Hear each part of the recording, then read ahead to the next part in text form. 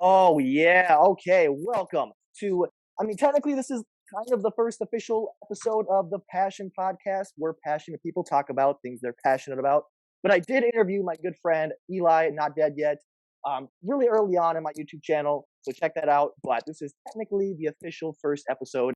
And I am here with first official meeting with Anthony, the Keto Bodybuilder. And I am so excited because this dude is like he's blowing me away. Like he's posting like crazy, blowing up so fast, and this is gonna be a great interview. I already know it. Like this guy has a lot of energy and a lot of great things to say. So, first question: who is Anthony, the keto bodybuilder? Who wants to know? No, gee whiz, yeah, it's hard to answer, but yeah, I've bounced around a lot in my life. Did 6 years in the army. I was a satellite communications operator in the army. Deployed. Got injured in the army. That's one of my, I guess, one of the things I had to overcome was 3 hip surgeries and tearing my rotator cuff. God. So that all happened in the span of like 12 months, and had my first hip surgery, recovered, deployed with my unit, got back from Afghanistan, had another 2 hip surgeries and the shoulder surgery, and it's like that I kind of go back to that, or just my general mentality in the army of just always trying harder. And when I got injured, I had to prove to myself every day that I was injured. So I would sprint. We'd be doing PT in the morning, and I would sprint until the pain was agonizing. What? And That's intense, dude. just as a reminder, okay, you need to back down because yes, you have torn, your cartilage is torn, and there's the proof again. So every Right. single day, I was doing that, and even if I didn't get injured, I'd still be trying just as hard. But that really paints kind of my approach to everything. And I don't tell everybody to push that hard, obviously, because you don't want to aggravate injuries. But I feel like I have a really good feel for my body, and that's what pushes me Yeah. forward. With So how lean beyond you are. that, Yeah.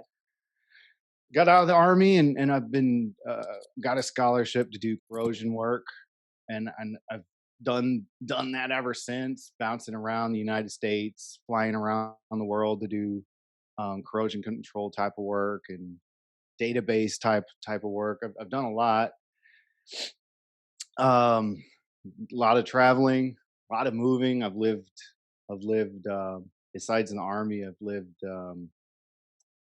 in Los Angeles, Satan's a Ooh. hole. Got out of there. I bounced around Texas, and I finally feel like I'm settled here in Houston, and at a good place in my life. I got a couple kids with my Oh. exes, but I like the kids. And that's all that counts in this case, right? Yeah. Nice, dude. Nice. So we're gonna get now a little bit more into the YouTube side of things Hmm. because I don't know how long or when you officially started a YouTube channel, but again, you're blowing up pretty quickly. And I'm theorizing, and I'm pretty sure you're on the same page here, that you very well might be like the leanest natural, I don't know, fitness person in the social media space, at least for like a prolonged period of time, because you've been absurdly lean for as long as I've been following you. So why YouTube? Why now? And like, what kind of are your plans? I mean, it kind of bleeds into my third question then, which is like, obviously you are the keto bodybuilder, and full disclosure, I have issues with certain types of like very specific diets, including keto. But like your approach to keto seems a little bit different than the typical. And my issue with keto usually comes down to a lot of the proponents will be like, okay, but calories don't matter, kind of thing. But that's not something that you seem to say. But yeah, so let's go a bit like YouTube. Why now? And yeah, like what's your like approach to fitness and nutrition, all that good stuff. Sure. Real quick, I love the energy, but your microphone is like doing some feedback thing when you Is it when you really? move. Shoot, Yeah. a I love lot. your energy. Like, is It's it good because now. It's when you're moving. okay, okay. But could you um. hear the questions? Did you get the questions? Oh yeah, yeah. It's Okay, just good, like good. I would hear a scratch. All right, I'm gonna chill out. Oh yeah, and also for those listening, he has a way better mic than I do. Clearly, I'm gonna get a better mic for the podcast going forward. So, anyway, Yeah. So I had uh, again another story in my life. I always fall into things. I fall into um, it just feels like circumstance dictates the next step in my life. You know, I randomly get a phone call from an army recruiter, and then that dictates the next 6 years of my life. And so with YouTube, a couple, I don't know, 2 or 3 years ago, I was playing a stupid mobile game. I started a channel, and it just started to blow up, and um, got monetized and all of that crap. So I had a different channel, and then I had different priorities, so I kind of let that die. But I have a little bit of experience before doing this with YouTube and figuring out your audience and making videos and editing. And I've tried a few different things, like to try to make my own kind of business, make my own kind of money in the past. And one thing or another will steer me away from those kind of things. Like I wanted to do database work, make my own stock like algorithm thing, but life dictated otherwise. And then so what happened here? Why YouTube? Why now? I made a bet with myself, and it's something that I was postulating. So I'm swimming in my pool, and I just keep thinking, you know what? If I just took everything I know and applied it to myself this time, I could get like crazy, powerful, shredded, and all of that. So I always knew all of this information, but I applied it to like I had an ex that was a little bit overweight, and so I would apply it to her, and I never. I tried the paleo diet and everything, but paleo doesn't mean you're going to lose weight. It just means you're going to eat different sources of calories. So this time I said, well, I'm actually going to try it on myself. And a lot of the major improvements took place during the COVID lockdowns when I drove to my gym and then it was closed. So that very minute I got on the phone, I'm calling all around Houston, and everybody sold out. Everybody sold out of barbells and whatnot. And I found this guy who still had one bench, one barbell. He was operating out of like a storage unit, and and that's what started it. And then I just started pushing myself really hard, adding in some volume. I basically doubled my volume, and I never thought that was possible before. But those little inklings that you can get can change the way you think about things. So I started doubling the volume. My body responded to it really well, um, and then slowly over time, getting fixing the diet piece, and it's like I'm leaning out and I'm getting stronger for a long time.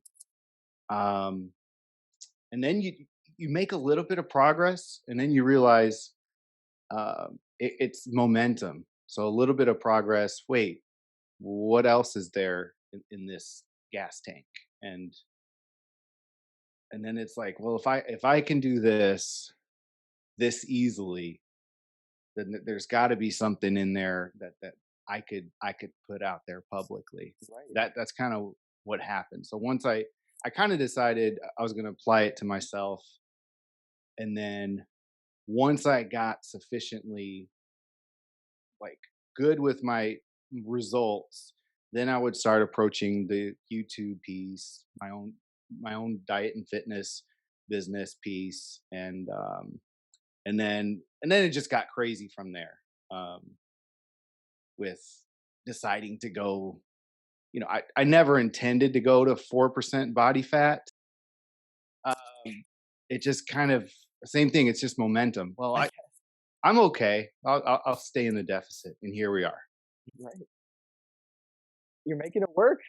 I don't know how. I do not know how, but like You are making it work. And again, I think you might be the leanest person I've seen again for like a prolonged period of time. And you say you feel great, you have energy, you look like you have energy, you're obviously as strong as hell. It's working. It's working. So Thank you. I'm excited to see like people taking your advice and see what they can, you know, apply and see if it can take them to their fitness goals.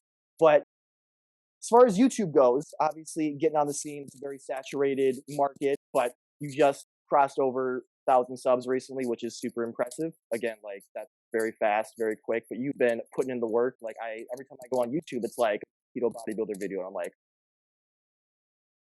so who are like some of your favorite people to watch? Have you drawn inspiration from anybody? Or are you kind of like, I mean, I know you've like Yeah.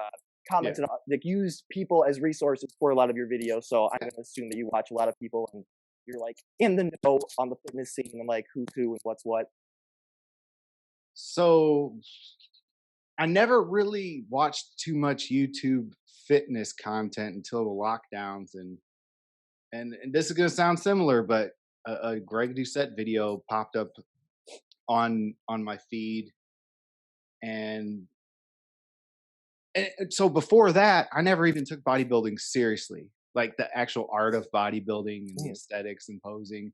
I said, okay, well, that's cool for them, um, but it's not really for me. And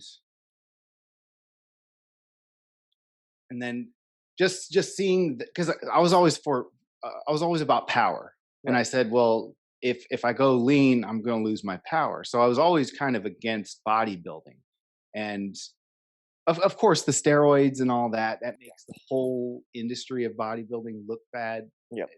or dirty or whatever. It feels weird to me, um, taking I all agree. those drugs. I agree. Yeah. Um, it just it should be about health, and Yep. then we're okay. Well, we're going to get too lean and create crash dieting, take a bunch of drugs, dehydrate ourselves, and then ramp back up on a crazy bulking diet, and Yep. then cycle on, cycle off.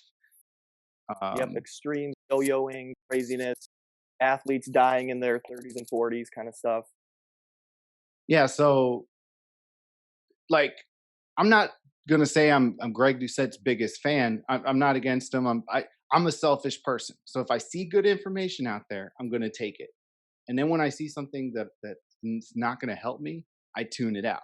So most of Greg's videos, I listen and I find some information in there, and I apply it to myself. It's Yeah. that simple.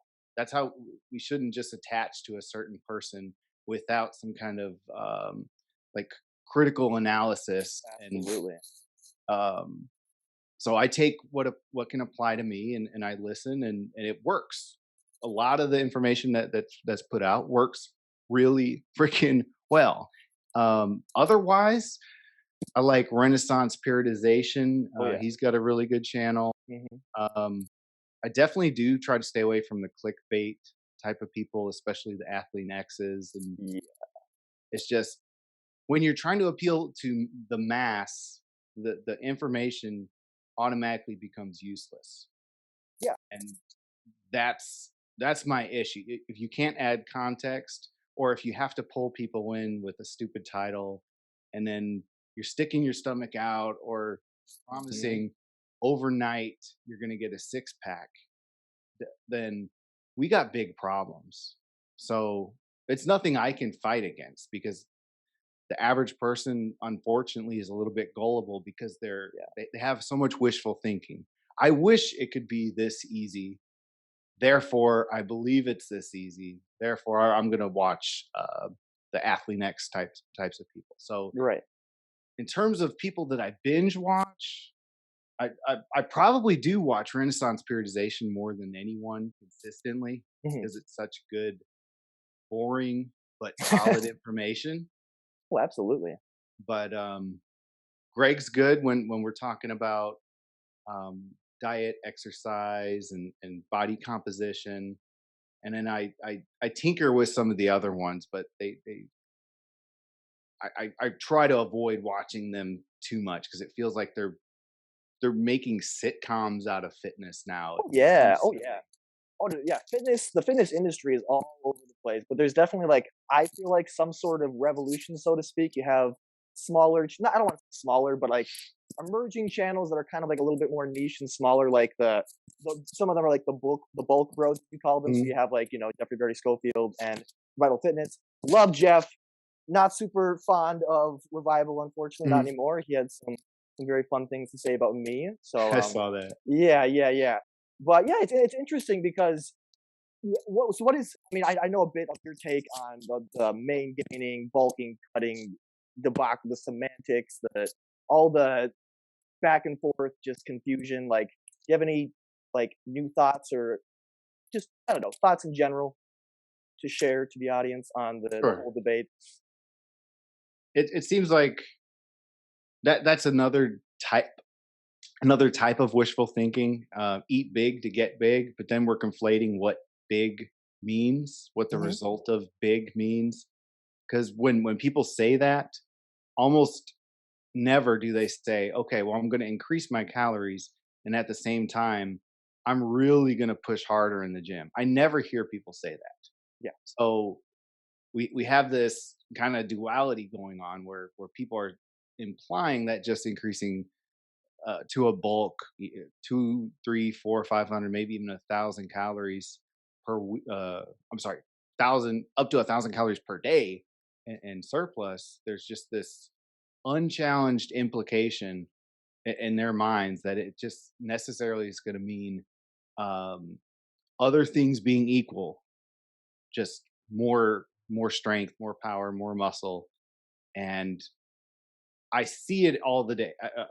Every day in the gym, I see the people that are bulking and they're going from 170 to 210 and they're not getting any stronger. They're Hmm. just getting chubby and I'm Hmm. still way out lifting them. Yep. Yep. So, okay, you look big. Okay, but I can tell it's just fat. Yes. Yes. Exactly. That's because okay to me the again it's like this if there's semantics involved there's a lot of nuance there and so for you you're about 4% body fat if you were to drop down to 3% body fat your 4% is a surplus compared to your 3%, right? That's like a bulk, right? So it's like that's where the bulking and cutting conversation is so annoying because even your Right. 4% could technically be a bulk compared to a 3%. So it's like for me, my bulk, I guess, is I'm sitting at around 13% body fat or so. And I used to be sitting for like a year long period at closer to 6 to 7%. So, of course, that compared to now, I'm on a bulk now. But it's like I don't really call it a bulk because now I'm just sitting, just maintaining a healthy weight for myself and seeing what I can do with that in the gym. And it's going very well for me. So, to say that I would need to put on more fat on top of where I'm already at just because bulking, eat big to get big, it just doesn't really make a lot of sense to me? Yeah, I think depending on the time of day, it seems like we're conflating the bulking, the verb with bulky and then having bulked. So Hmm.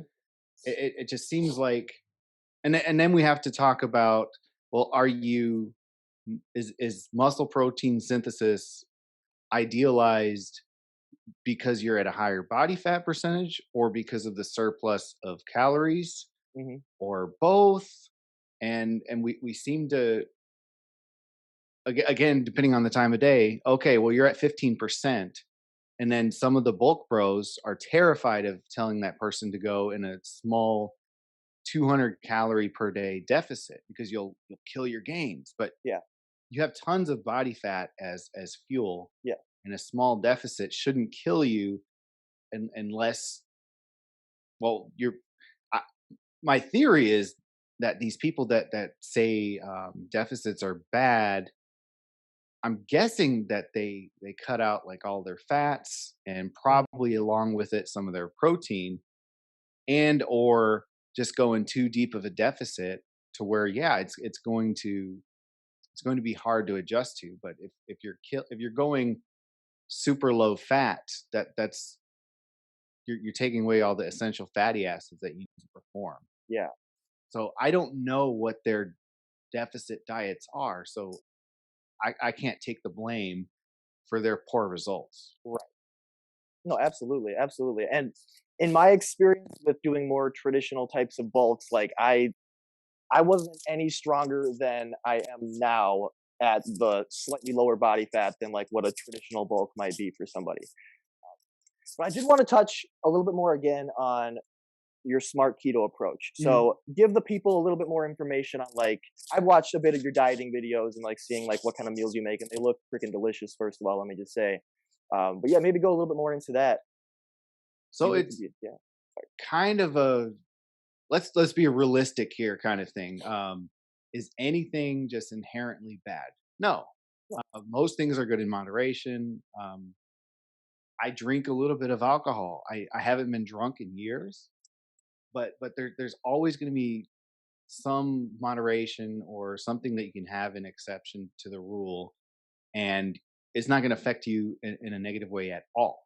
So keto by itself, if you just if you just look at keto, it's okay. There's a lot of unsavory business practices related to the keto diet, and that pisses me off. So you have all yeah, these people either straight marketing garbage products on our grocery shelves, or there's tons of influencers and YouTube personalities that attach themselves to keto and just promote the idea of high fat without understanding anything about why, or failing to question why. Well, why can't you have a few more carbs? They couldn't tell you. They're all they're going to say is, well, you'll get kicked out of ketosis. The problem is they don't understand any kind of like biology or physiology. I mean, if if I had zero carbs tomorrow, there's still plenty of ways that I could not be in ketosis. So just going low calorie and low carbohydrate doesn't promise ketosis. mhm, So what are we measuring then? Well, I think it's smarter to measure energy balances. So we talk about calories, and we keep in mind TEF and the fact that protein's more harder to metabolize. yeah, That's human an effect. important caveat there. Mhm. But when you just demonize all carbs without realizing that, okay, well, like one of the dishes that I just prepared was a cabbage dish. Well, the steak that I had with the cabbage is going to spike my insulin more than the cabbage. So why are we demonizing cabbage just because it's a carbohydrate? Right. Um, and then so we're necessarily limiting ourselves with the keto diet. And so one of my clients came to me because he lost a lot of weight on keto, which is initially what's going to usually happen, because you get your cravings under control and get off of sugar, which is great. But he said, "Well, why did my weight loss stall?" And it's like, "Well, you're eating way too much fat. Like you're binging.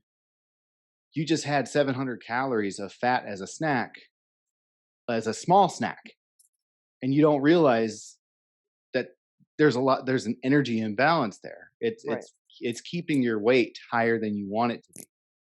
And because keto promises certain things and people are too fixated on ketosis or being ketogenic, then they lose sight of overall weight loss or weight loss potential. So then we get to the part where you go to the grocery store and, well, I can only get the keto stuff.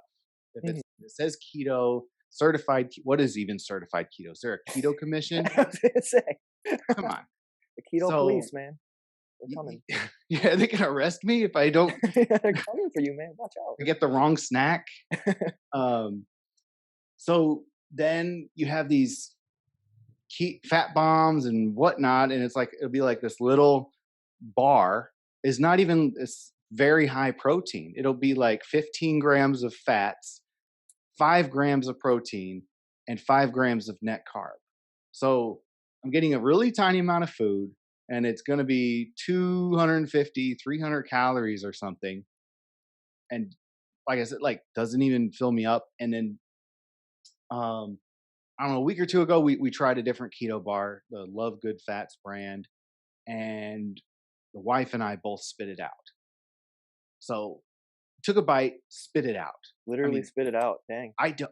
I used to eat MREs in the army. I don't spit anything out. I've ate the worst food in the world, and you just stomach it. But so we're going higher calorie without getting anything out of it. Yeah. What the hell's the point of the diet if we don't enjoy it, and it's also keeping our weight excessive? Yeah. If we can increase our weight loss potential and perform more optimally at powerlifting, weightlifting, um, long distance running, whatever. So I like to question things. So that's where it came from. Why the f can't I have 50 grams of carbs today? Why can't I have 70 grams of carbs? Now I don't push it too much higher than that, but the general consensus with keto, it's not founded.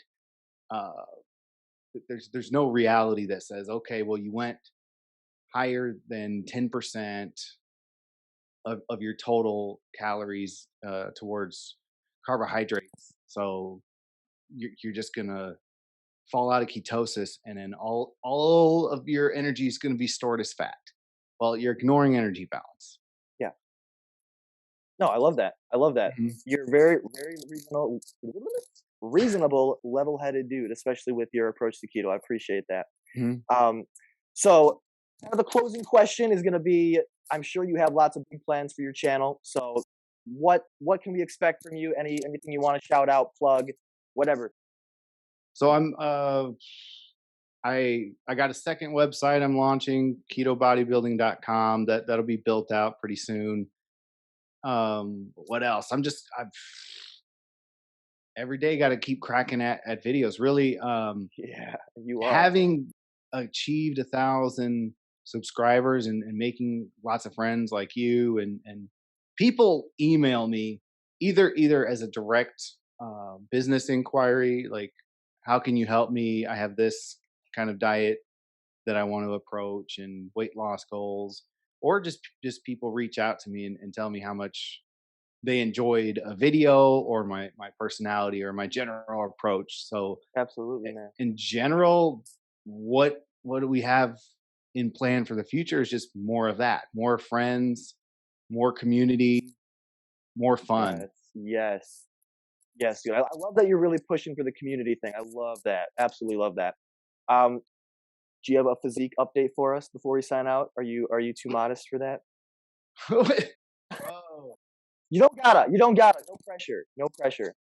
Well, I mean, on that topic, I've been looking for natty shows to participate in. So I one of my gym buddies, one of the bulk bros that I work out with sometimes, Yeah. he found a natty organization, and they have a contest here in Houston in April. So I'm pretty sure I'm just gonna walk up there. Just walk in, man. Yeah. Yeah, Not even you don't even need to do any prep really. yeah. I'm not gonna diet hard. Like I said, bodybuilding should be about health. I shouldn't have to. I should be able to walk around like this. Maybe dehydrate a little bit, like a little bit, like go on my bike and burn off like get rid of a pound or two of water weight. To I don't know, whatever the heck that does, make my muscles pop out better. But I I shouldn't have to go to great lengths and suffer. And then you see bodybuilders on stage passing out and whatnot. So Right. that's one of the things I'm looking forward to. Natty competitions, at least one or two this year. I'm trying so hard to build my legs, and Your legs look good. Your legs look good. I feel the it's same way though. I'm trying to build my yeah. legs up. I have a history of doing a lot of distance cardio, so I think that might have held me back a little bit. I think yeah, because as a bodybuilder, you want to be a little bit even. Oh yeah. So for most of my life, I wasn't pushing legs at all or very hard. So I'm constantly um, pushing my legs to the absolute limit. I try to do deadlifts almost every day, and I Yeah. make it Yeah. fail. Yeah. Today, okay, I don't feel. I push it up to 225, 135 to 225. How do my hip flexors feel? Okay, no, okay, I'll try again tomorrow. So Yeah. that's my general approach. Make my body prove to me that I can't do something without second guessing myself. My body will either move or it won't move. It'll pick up the weight or it won't pick up the weight, and then try a couple times, come back tomorrow or come back tonight. Yeah. Um, There's a lesson to be learned here with just how in tune you are with your body, and like you were mentioning earlier, and that, I mean, that clearly is going to contribute to how you're able to stay so freaking lean. Like you know your body, you know how to do it. Mhm. Dude, yeah, pop a it bicep, pop takes one of those biceps. dedication. Come on now, pop. Yeah. Oh my god. That's wild. That's It wild. takes it does take work. I don't want to lie to anybody and Oh yeah. say it's just a breeze. Yeah. But the best analogy I can give is I was in the army for 6 years, and looking back, I'm amazed that I survived every single day, mentally, physically, whatever, getting yelled at, screamed at, having to deal with soldiers. Um, but so for me, easy means I can do it and stay consistent with it.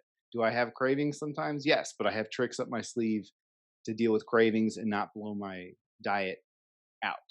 But for the average person that isn't at 1,800 calories per day, it is 10 times easier at 2,000 calories, and it's 100 times easier at 2,400 calories. So there's because at those higher levels, you don't have to use any of the tricks Yeah. that I have to use for myself. But Right. I'm good. I got energy. Coming out of a deload, my strength's coming back up, and here we are talking to Yeah. Tom. Absolutely killing it. No, dude, this has been great. I'm super happy this worked out. Shuffling Yeah. some things around, but we made it work. And Hmm. again, I'm super happy. Thank you so much for coming on, man. Thank you so Heck yeah. much. And I'm looking forward to seeing more of what you got coming. And let's obviously stay in touch and keep on building that community. Yes, sir. Right on. All right, man. You have a good one. Great talking to you. Talk soon. Okay. Thanks, Tom. Yep. Bye bye, Anthony.